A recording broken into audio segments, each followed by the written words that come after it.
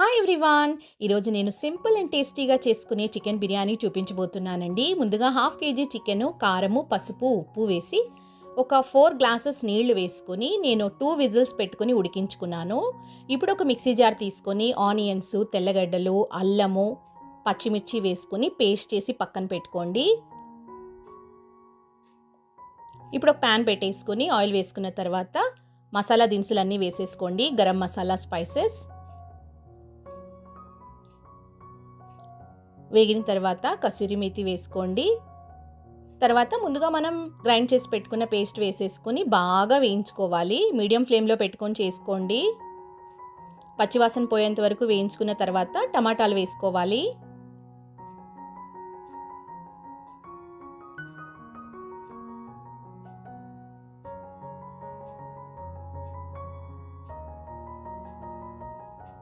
తర్వాత కొత్తిమీర, పుదీనా వేసుకోవాలి, కట్ చేసి పెట్టుకున్నది.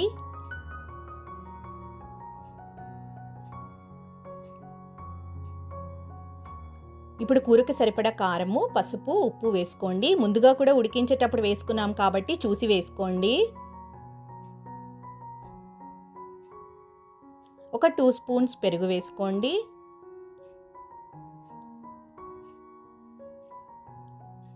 గరం మసాలా ఒక స్పూన్ వేసుకొని బాగా కలుపుకున్న తర్వాత మనం ఉడికించి పెట్టుకున్న చికెన్ సూప్ వేసుకోండి. రైస్ చాలా టేస్టీగా ఉంటుంది ఇలా చేసుకుంటే. 60% చికెన్ ఉడికిపోయింది ముందే 2 విజిల్స్ పెట్టుకున్నప్పుడు. మిగతాది కూరలో ఉడికిపోతుంది. కడిగి పెట్టుకున్న బియ్యం వేసుకోండి. నేను 2 గ్లాసులు రైస్ తీసుకున్నాను కాబట్టి 4 గ్లాసెస్ వాటర్ వేసాను. ఆల్మోస్ట్ రైస్ కూడా ఉడికిపోయింది.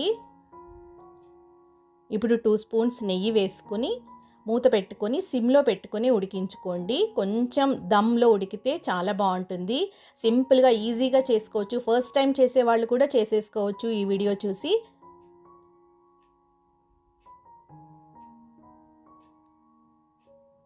రైస్ చాలా టేస్టీగా ఉంటుంది ఇలా చేసుకుంటే.